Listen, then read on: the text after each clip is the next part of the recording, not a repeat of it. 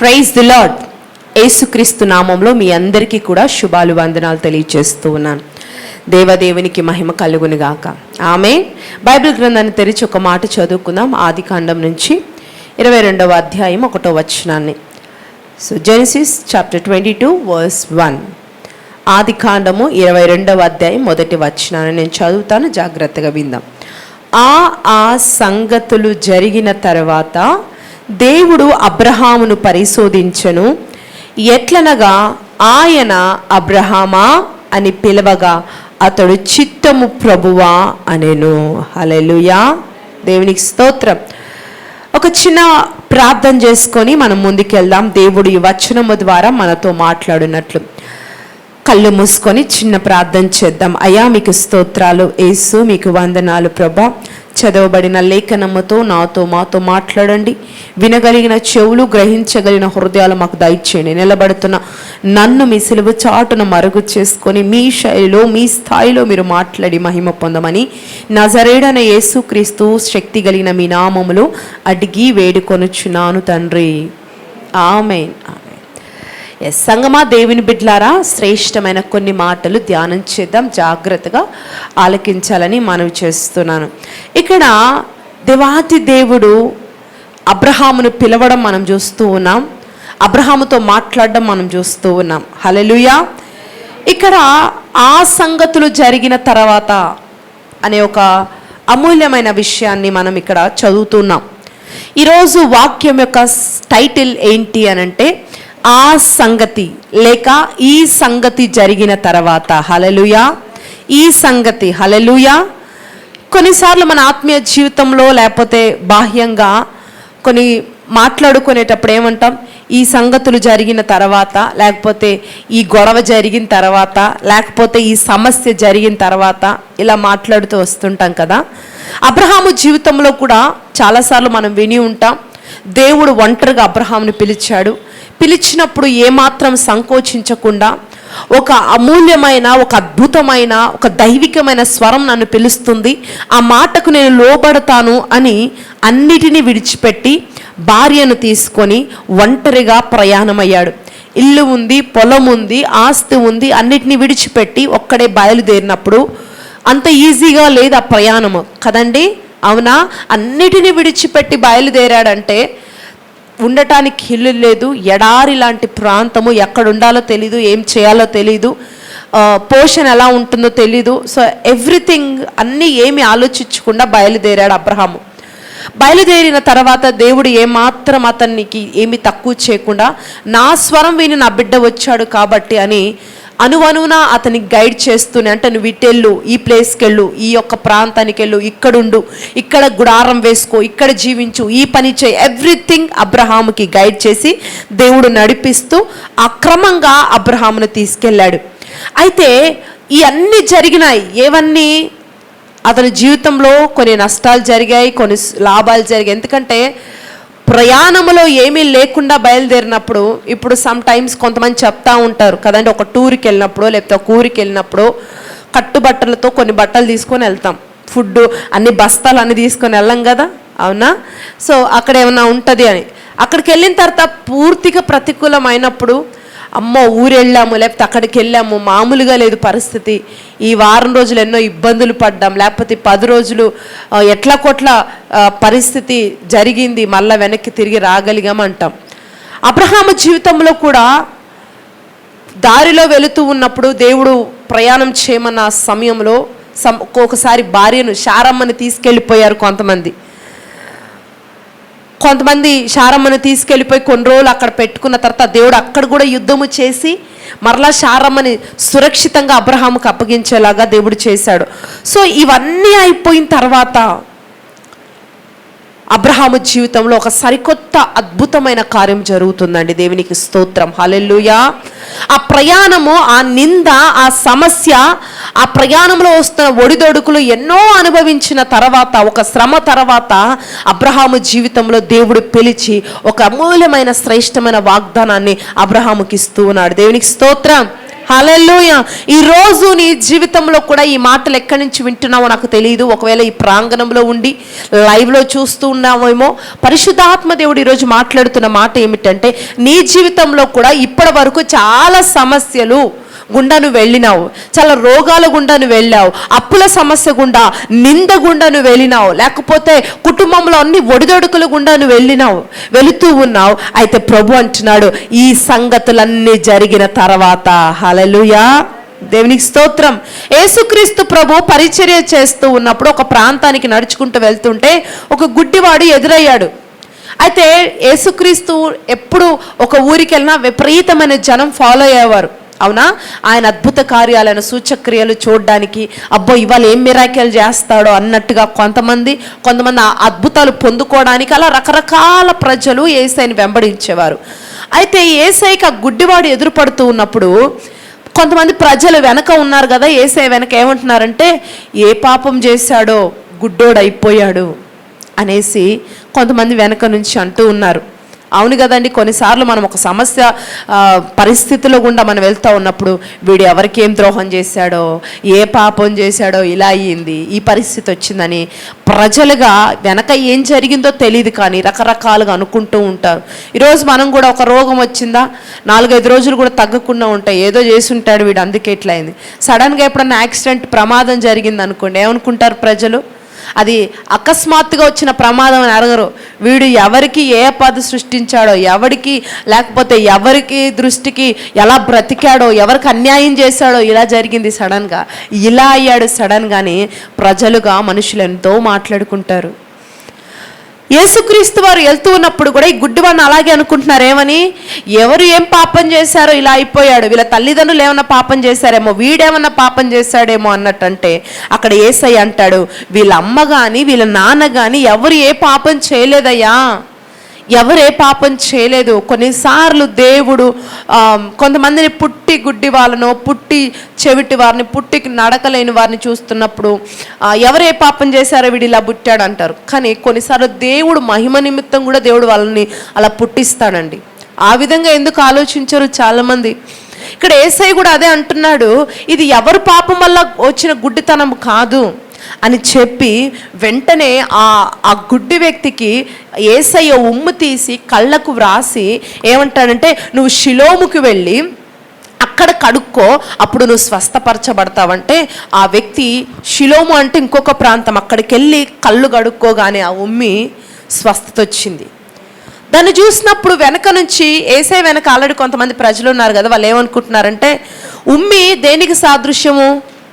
అవమానానికి సాదృశ్యం. అవునా? అవమానించడం అంటే ఇప్పుడు ఉమ్మేశాడంటే అవమానించబడ్డాడు అని అర్థం. కొంతమంది నీ బతుకు మారదురా, నీ బతుకు మారదురా అని ఉమ్మేస్తూ ఉంటారు కదండి. సో వీళ్ళు కొంతమంది అనుకుంటా ఉన్నారు, యేసయ్య ఉమ్మి రాయగానే ఇతడు అవమానించబడ్డాడు అన్నట్లుగా చూస్తున్నారు. కానీ ఆ వ్యక్తి అన్నాడు, మీరు నాపై ఉమ్మి వేసిందే చూస్తున్నారు, కానీ ఆ ఉమ్మి తర్వాత ఏమంటున్నాడు ఆ వ్యక్తి, ఆ ఉమ్మి వేయబడిన తర్వాత, అది రాసుకున్న తర్వాత నా జీవితంలో నేను స్వస్థత పొందాను. హల్లెలూయా, దేవునికి స్తోత్రం. ఈరోజు యేసయ్యని నమ్ముకొని కూడా నువ్వు వేదన గుండా, ఒకవేళ కష్టం గుండా వెళ్తున్నావేమో. నేను నమ్ముకున్నానండి, 10 ఏళ్ళు అయింది, 15 ఏళ్ళు అయింది, ప్రతిరోజు మందిరానికి వస్తున్నాను, కానీ నా జీవితం ఏమాత్రం మారట్లేదన్న ఒక సిచ్యువేషన్లో ఒకవేళ ఇక్కడ కూర్చొని మాటలు వింటున్నట్లయితే ప్రభు నీతో మాట్లాడుతూ ఉన్నాడు. ఇదిగో ఈ సంగతులు జరిగిన తర్వాత, ఈ శ్రమ తర్వాత ప్రభు నిన్ను ఎలా దీవిస్తాడో నువ్వు చూడబోతున్నావు. దేవునికి స్తోత్రం. ఎందుకంటే ఆయన మానక నువ్వు కనిపెట్టుకున్నావు కాబట్టి, కనిపెట్టుకున్న వాడి జీవితంలో ఆయన మేలే చేస్తాడు, కీడు ఎప్పుడు చేయడండి.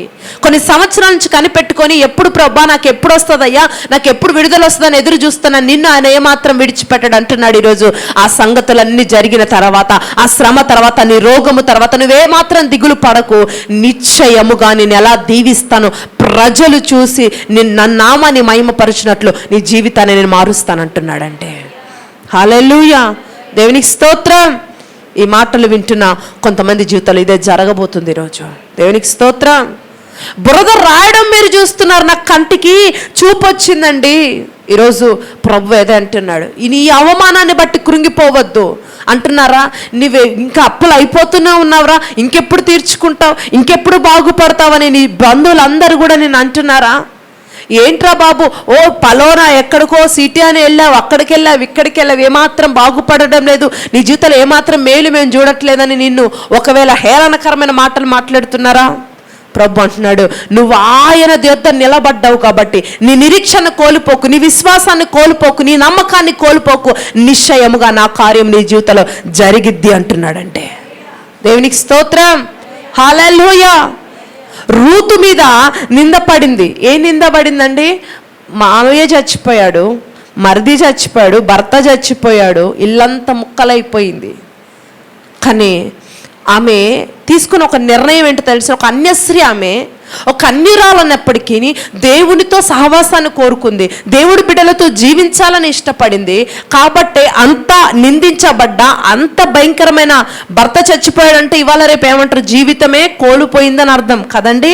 మరి ఆ జీవితం అంతా కోల్పోయినప్పటికీ నా ఇంటికి వెళ్ళిపోతా, మా అమ్మ వాళ్ళ దగ్గరికి వెళ్ళిపోతా, మా ఊరు వెళ్ళిపోతా, ఇవాళ రేపు ఎలా అయిపోతుంది అది? ఇంట్లో భర్త చచ్చిపోతే ఇవాళ రేపు ఎలా ఉన్నారు? అమ్మ దగ్గరికి, నాన్న దగ్గరికి వెళ్ళిపోతున్నారు కదా. కానీ రూతమ్మ ఏమాత్రం అలా చేయలేదండి. దేవుని ప్రజలతో బ్రతకడం భాగ్యమనించింది. ఈ నిందైనా నాకు పర్వాలేదు, ఈ అవమానమైనా పర్వాలేదు, దేవునితో నా జీవితాన్ని సాగిస్తానని ఎప్పుడైతే దేవుణ్ణి ఎరిగిందో, తన వారిని, తన బంధువుల దగ్గరికి వెళ్ళే అవకాశం వచ్చినప్పటికీ ఆమె అవకాశాన్ని వినియోగించుకోలేదండి. ఏమంటుంది? నువ్వేం తింటే అది తింటాను అత్తయ్య, నువ్వు ఎక్కడ పడుకుంటే నేను అక్కడ పడుకుంటాను, నేను నీతోనే వస్తాను. హల్లెలూయా. ప్రభు అన్నాడు, నువ్వు నాతోనే ఉంటానని అంటున్నావు కాబట్టి ఇక నీ జీవితాన్ని దీనితో నేను ముగించను అని. ఈ సంగతులన్నీ అయిపోయిన తర్వాత, ఏ సంగతులు? భర్త చచ్చిపోయాడు, ఇల్లు ముక్కలైంది, అంతా కూడా సర్వనాశనం అయిపోయినప్పటికీ మంచి బోయాజుని రూతమ్మకు పరిచయం చేశాడంటే. హల్లెలూయా. ఏ తోటలోకైతే పనికి వెళ్ళిందో అదే తోటకి యజమానురాలిగా ప్రభు ఆ బిడ్డను మార్చేశాడు. హల్లెలూయా. చాలామంది సాక్ష్యాలు వింటుంటాం. ఈరోజు ఎక్కడ నువ్వు పనికి వెళ్తున్నావో, ఏ యొక్క పొలంలో నువ్వు పనికి వెళ్తున్నావో, ఎక్కడ నువ్వు పని చేస్తున్నావో ఆ పని, ఆ యొక్క ఇంటికి, ఆ పొలానికి యజమానురాలిగా నిన్ను దేవుడు నిశ్చయముగా మార్చబోతున్నాడు. రిసీవ్.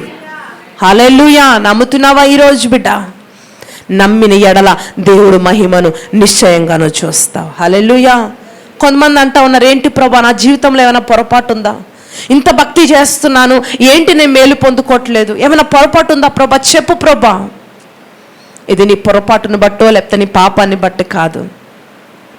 ఇన్ని సంవత్సరాల నుంచి నలిగిపోతున్నావు. ప్రభు అంటున్నాడు, నీతో ఈరోజు చెప్తుంది ఒకటే, ఈ సంగతులన్నీ జరిగిన తర్వాత ఒక అద్భుతమైన వాగ్దానం నేను వెంబడించబోతుంది.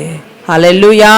ఏంట వాగ్దానం అండి? అబ్రహాముతో ఏమంటున్నాడు? కింద ఉన్న ఒకే ఒక కుమారుణ్ణి మోరియా కొండకు తీసుకురమ్మన్నాడు. అవునా? మోరియా కొండకి వెళ్ళిన తర్వాత అక్కడంతా ఏమైంది? నీ కుమారుడు నాకు బలి ఇచ్చే అన్నాడు. బలిపీఠం కట్టాడు. ఆ బలి మీద పడుకోబెట్టిన తర్వాత కత్తి ఎత్తుతున్నప్పుడు దేవుని స్వరం ఏమంటుంది? ఆపు అబ్రహామా, ఆపు, నీ కుమారుడికి ప్రతిగా అదిగో కొమ్మల్లో ఒక మంచి పొట్టేలు ఉంది, దాన్ని నాకు బలివ్వు. అబ్రహాము ఆ 3 రోజులు కూడా టెన్షన్ అండి, విపరీతమైన టెన్షన్ కదా. దేవుడు బలి కొడుకుని ఇవ్వమని కోరాడు. అది ఇస్సాకుకు తెలియదు కానీ అబ్రహాముకు తెలుసు కదా.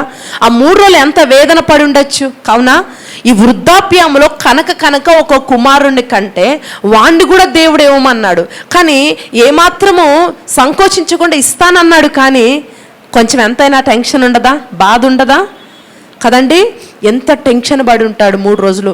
ఆ నడక అంతా, 3 రోజుల ప్రయాణం అంతా, కొండ మీదకి ఎక్కేంత వరకు కూడా కుమారుడు అడుగుతున్నాడు, నాన్న మరి బలివ్వటానికి పొట్టే లేదు నాన్న, అన్నీ తీసుకున్నాము, మరి జంతువు కావాలి కదా అంటే ఏమంటున్నాడు? దేవుడే చూసుకుంటాడు నాన్న. హల్లెలూయా. విశ్వాసముగా టెన్షన్ ఉన్నప్పటికీ ఏమాత్రము సంకోచించకుండా ఆయన వెళ్ళాడు. కాబట్టి ఆ టెన్షన్ అంతా తీరిన తర్వాత, ఆ శోధన తర్వాత, అర్పణ తర్వాత దేవుడు ఏమంటున్నాడు? అబ్రహాముని బయటికి తీసుకొచ్చి ఆకాశ నక్షత్రాలు చూపించి, అబ్రహామా నీ సంతతిని ఆకాశపు నక్షత్రాల వలె, ఇసుక రేణు వలె నేను చేయబోతున్నానని ఒక శ్రేష్టమైన వాగ్దానాన్ని అబ్రహాముకు దేవుడు దయచేశాడండి. హల్లెలూయా. ఇక నేను ఎవరు అడ్డగించినా నేను ఆపను నీ బ్లెస్సింగ్స్. ఎందుకంటే ఈ సంగతులన్నిట్లో నువ్వు ఎలా ఉన్నావు, నీ నమ్మకాన్ని కోల్పోలేదు, నీ విశ్వాసాన్ని కోల్పోలేదు, నీ నిరీక్షణను కోల్పోలేదు. కాబట్టి ఈ సంగతులు జరిగిన తర్వాత ఇక ఎవ్వరు ఆపినా నేను ఆపకుండా నీ ఇంటిలో గొప్ప కార్యాలు నేను ప్రారంభించబోతున్నాను అని వాగ్దానం చేశాడంటే. హల్లెలూయా. ఏ సంగతులు? ఈ శ్రమ, ఈ నింద, ఈ సంగతులు జరిగిన తర్వాత నీ జీవితంలో ఒక గొప్ప కార్యం జరగాలంటే ఈ సంగతులు జరిగేటప్పుడు నిశ్చయముగా గట్టిగా ఆయన పట్టుకొని ఉన్నప్పుడు. హల్లెలూయా. ఈరోజు సమస్యలు ఉన్నాయి, నిందలు ఉన్నాయి, రోగాలు ఉన్నాయి, ఇవన్నీ కూడా ఒక సంగతులు జరుగుతున్నాయి. ఈ సంగతులు జరుగుతున్నప్పుడు నువ్వేం చేయాలి? విశ్వాసం కోల్పోవద్దు, నమ్మకాన్ని కోల్పోవద్దు, నిరీక్షణ కోల్పోవద్దు. ఇంకేమవుద్దులే, ఇంకా ఏం జరిగిద్దిలే, ఇంకా అవుతుందో లేదో అన్న యొక్క మనస్సు నిర్ణయానికి నువ్వు రావద్దు. ఈ సంగతులు జరిగేటప్పుడే నువ్వేం చేయాలి? గట్టిగా పట్టుకో. అబ్రహాం ఏమంటున్నాడు? దేవుడే చూసుకుంటాడు. హల్లెలూయా. దేవునికి స్తోత్రం. ఈరోజు నీ జీవితంలో చాలా సంగతులు జరుగుతున్నాయా? జరుగుతున్నాయి. కొన్ని చెప్పుకోగలుగుతున్నావు, కొన్ని చెప్పుకోలేని సమస్యలు, నలిగిపోతున్నావు నువ్వు. చాలా సంగతులు జరుగుతున్నాయి నీ ఇంట్లో. ఎన్నో రోగాల గుండా వెళుతున్నారు, ఎన్నో సమస్యలు. ఈ సంగతులు జరిగిన తర్వాత దేవుడు ఒక అద్భుతమైన వాగ్దానాన్ని రిలీజ్ చేయాలంటే ఇప్పుడు నువ్వు ధైర్యం కోల్పోకుండా, విశ్వాసం కోల్పోకుండా నువ్వు ఉండాలి అని దేవుడు ఈరోజు మనల్ని హెచ్చరిస్తున్నాడంటే. దేవునికి స్తోత్రం. అర్థమవుతుందా సంగమా? ఈ సంగతులలో ఏమాత్రం నిరీక్షణ కోల్పోవద్దు. ఎందుకంటే నీ రాజు, నీ ప్రభువు, నీ దేవుడు నీ పక్కనే ఉన్నాడు. హల్లెలూయా. ఆ రోజు అబ్రహాము ప్రయాణిస్తున్నప్పుడు అబ్రహాము కుమారుడు ఒక్కడే కాదు, దేవుడు దూత అతనితో ఉంది, వాళ్ళతో ఉన్నాడు. అనువనువున వారి ప్రయాణంలో వారితో ఉన్నాడు ఆయన. కాబట్టి పైకి వెళ్ళిన తర్వాత కత్తి ఎత్తేంత వరకు కూడా స్టిల్ ఆయన అక్కడ ఉండి చూస్తున్నాడు. కాబట్టి ఏమంటున్నాడు? ఆపు అబ్రహామా. హల్లెలూయా. దేవునికి స్తోత్రం. ఈ శ్రమలో నువ్వు ఒక్కడవే లేవు, నువ్వు ఒక్కదానివే లేవు, నీతో యేసయ్య నీ పక్కనే ఉన్నాడు. దేవునికి స్తోత్రం. చిన్నపిల్లాడు స్విమ్మింగ్ నేర్చుకుంటున్నప్పుడు నాన్న ఏం చేస్తాడు? ఒడ్డున ఉండి ఫస్ట్ అన్నీ చెప్పిన తర్వాత వాడిని నీళ్ళల్లోకి త్రోసి అలా నుంచొని చూస్తుంటాడు. ఏమని? వీడు నేర్చుకుంటాడు. ఒకవేళ పడిపోతున్నప్పటికీ ఆ వాటర్ అంతగా ఎందుకు, వాడి సామర్థ్యము చొప్పునే అక్కడ నీళ్లు నింపుతాడు నాన్న. వాడు ఎంత ఈదగలుగుతాడు? ఈ లోకపు తండ్రి వాడు ఎంతవరకు వెళ్ళగలుగుతాడో దానంతే నీళ్లు నింపి వాడికి ప్రాక్టీస్ వదిలేస్తాడు. పడిపోతున్నప్పటికి నాన్న అరుస్తున్నప్పటికి నానేమంటాడు? ఏం కాదురా, నేనున్నాను కదా, నువ్వు కానీ ఏం కాదు, పడవలే, మరలలే, అదిలే, ఇదిలే అని చెప్పి ఏం చేస్తాడండి? ట్రైన్ చేస్తూ ఉంటాడు ఒడ్డు నుండి కదా. ఈరోజు నీ తండ్రి కూడా నిన్ను అలాగే ట్రైన్ చేస్తున్నాడు. హల్లెలూయా. నువ్వు ఆత్మీయంగా ఎదుగుతూ ఉంటే ఆయన స్వరాన్ని నువ్వు వినగలుగుతావు. వాక్యంలో నువ్వు ఎదుగుతూ ఉంటే, వాక్యాన్ని ఆసక్తిగా ఆపేక్షిస్తూ ఉంటే ఆ స్వరాన్ని నువ్వు వినగలుగుతావు. నిన్ను ఎవ్రీ మినిట్ గైడ్ చేసే స్వరాన్ని నువ్వు వినగలుగుతావు. ఆయన నిన్ను గైడ్ చేస్తాడు. ఎక్కడ మునిగిపోకుండా జాగ్రత్తగా నేర్చుకొని మరి ఒడ్డుకి వచ్చేలాగా ప్రభు కార్యం చేస్తాడు. దేవునికి స్తోత్రం. పూర్తిగా నువ్వు మునిగిపోయేంత వరకు ఆయన చూస్తూ ఉండే దేవుడు కాదండి. తండ్రి అలా చేస్తాడా? కుమారుడు మొత్తము వాడు చేయి దాటిపోతుంది అనగానే నాన్న వెళ్ళి దూకి వాడిని పైకి లేపుతాడు కదా. అలాగే పరలోకపు తండ్రి కూడా ఈ లోకపు తండ్రి కంటే శ్రేష్టమైన దేవుడు కదా. ఈ లోకపు తండ్రులు ఎవరు కూడా తమ పిల్లల కొరకు ప్రాణాన్ని ఇవ్వలేదు, కానీ మనందరి కోసం యేసయ్య ప్రాణాన్ని ఇచ్చాడు, తన రక్తాన్ని కార్చాడు, తన సొంత శరీరాన్ని నలగొట్టుకున్నాడు. అటువంటి ప్రేమ కలిగిన దేవుడు, నువ్వు ఆరాధించే బిడ్డగా, నువ్వు ఆయన నామాన్ని మహిమపరిచే బిడ్డగా, నువ్వు నిరీక్షణ కలిగి ఉన్న బిడ్డగా నువ్వు మునిగిపోతుంటే, నువ్వు పడిపోతుంటే ఆయన చూసి చూడనట్టుగా ఉండే దేవుడు కాదు. నిన్ను లేపుతాడు, నిన్ను నిలబెడతాడు, నిన్ను స్థిరపరుస్తాడు, నిన్ను బలపరుస్తాడు. దేవునికి స్తోత్రం. ఈరోజు సంఘమా, దేవుని బిడ్డలారా, ఈ సంగతులు జరిగిన తర్వాత నా ప్రభు నీ జీవితంలో గొప్ప కార్యం చేయబోతున్నాడు. పూర్తిగా నీ రోగము నిర్మూలము కాబోతుంది. ఎన్నో రోజుల నుంచి స్ట్రగుల్ అవుతున్నావు, ఈ రోగాన్ని బట్టి చెప్పుకోలేకపోతున్నావు. లైవ్లో చూస్తున్న బిడ్డ, దేవాతి దేవుడు నడినెత్తుండి అరికాల వరకు సంపూర్ణ విడుదల నీకు అనుగ్రహించబోతున్నాడు. రిసీవ్ యేసు నామములో. హల్లెలూయా. దేవునికి స్తోత్రం. ప్రభు కార్యాలు ఆరంభించాడంటే ఇక ఏమాత్రం ఆగిపోయే దేవుడు కాదు, మధ్యలో స్ట్రక్ చేసే దేవుడు కాదు. జస్ట్ అలా వెయిట్ చేస్తున్నాడు అంతే. ఇక ప్రారంభం కాబోతున్నాయి. దేవునికి స్తోత్రం. దేవుని కార్యాలు ప్రారంభమైతే నీ శత్రువు ఇన్ని రోజులు నీకు టెన్షన్ పెట్టాడు కదా, ఈ రోజు దేవుని కార్యాలు ప్రారంభిస్తుండగా వాడు టెన్షన్ పడబోతున్నాడు. యేసునామములో హల్లెలూయా. నిన్ను టెన్షన్ పెట్టిన శత్రువు టెన్షన్ పడే దినాలు రాబోతున్నాయి. రిసీవ్ యేసునామములో హల్లెలూయా. ఇప్పటి వరకు నువ్వు టెన్షన్ పడ్డావు, ఇక వాడు టెన్షన్ పడబోతున్నాడు. దేవునికి స్తోత్రం. ఎందుకంటే మన ప్రభు కార్యాలు జరిగించడం ప్రారంభించబోతున్నాడు. యేసునామం. దేవునికి స్తోత్రం. ఈ సంగతులు జరిగిన తర్వాత అబ్రహామును బ్లెస్ చేసినట్లుగా ఈ దినము మొదలుకొని నిన్ను కూడా అనేకులకు ఆశీర్వాదకరంగా నా ప్రభు నిలబెట్టబోతున్నాడు. దేవునికి స్తోత్రం. విశ్వాసంగా ఉండండి, నమ్మకంగా ఉండండి, మీ ధైర్యాన్ని విడిచిపెట్టగాకండి. నీ ప్రభు నిన్ను త్రోసివేయడు. ఆమేన్. ఇటువంటి శ్రేష్టమైన కృప ఈ మధ్యాహ్నం మనందరికీ ఆయన అనుగ్రహించును గాక. ఈ శ్రమ, ఈ నింద, ఈ రోగము తర్వాత సరికొత్త ఆశీర్వాదాలు ఇది మొదలుకొని మన జీవితంలో ప్రారంభించబడును గాక. ఆమేన్, ఆమేన్. మోకరించి చిన్న ప్రార్థన చేద్దాం. దేవాతి దేవుడు ఈరోజు మనందరితో మాట్లాడి ఉన్నాడు. ఇఫ్ యు బిలీవ్, ఈ సంగతులు చాలా నీ జీవితంలో చాలా సంగతులు జరుగుతున్నాయి. కొన్ని దేవుడికి చెప్తున్నావు, కొన్ని మనుషులు కూడా చెప్పుకోలేని సమస్యలు ఈరోజు నీ దేవునికి చెప్పు. ఏ సంగతుల గుండా వెళుతున్నావో, ఏ సమస్య గుండా వెళుతున్నావో, ఏ అప్పు గుండా వెళుతున్నావో, ఏ బాధ గుండా వెళుతున్నావో, ఏ ఇరుకుల గుండా వెళుతున్నావో, వాటన్నిటి తర్వాత ప్రభు కార్యమును చూసేలాగా నీ హృదయాన్ని సిద్ధపరచుకో. తండ్రి, నేను ఎక్కడైనా ఇంకా నీకు దూరంగా బ్రతుకుతుంటే, అవిధేయంగా ఉంటే నన్ను క్షమించయ్యా. ఈరోజు నాతో మాట్లాడావయ్యా. ఈ సంగతులు అయిన తర్వాత నన్ను ఆశీర్వదిస్తానన్నావు, నన్ను దీవెనకరంగా మారుస్తానన్నావు. నా కుటుంబానికి, నా యొక్క సమాజాన్ని దృష్టిలో ఒక మంచి ఉన్నతమైన బిడ్డగా నన్ను మారుస్తానని వాగ్దానం చేశావు. మీ కృతజ్ఞతాస్తుతులు తెలియచేస్తున్నా ప్రభా. ఈ సంగతులు జరిగిన తర్వాత మా జీవితంలో మేలులను, కృపను అనుగ్రహించి దీవించమని. అయ్యా, నీ బిడ్డలను వెన్నడు త్రోసివేసే దేవుడు కాదయ్యా. మమ్మల్ని ముట్టండి, నీ కృపతో నింపండి ప్రభా. దర్శించండి నాయన. ప్రతి పరిస్థితి, ప్రతి వేదనను సంతోషముగా బిడ్డల జీవితంలో మీరు మార్చండి. ఈ ప్రాంగణంలో ఉంటున్న వారు అయ్యా, యూట్యూబ్ నుండి, ఫేస్బుక్ నుండి చూస్తున్న ప్రతి బిడ్డను మీరు దర్శించండి. యేసు నామములో వారి జీవితంలో ఈ సంగతులన్నీ, ఈ శ్రమ సంగతులు అయిన తర్వాత సరికొత్త ఆశీర్వాదాలతో బిడ్డలు నింపబడుదురు గాక. దీవించి మహిమ పొందమని నజరేయుడైన యేసుక్రీస్తు శ్రేష్టమైన మీ నామములో అడిగి వేడుకొనుచున్నాము తండ్రి. ఆమేన్. May God bless you all.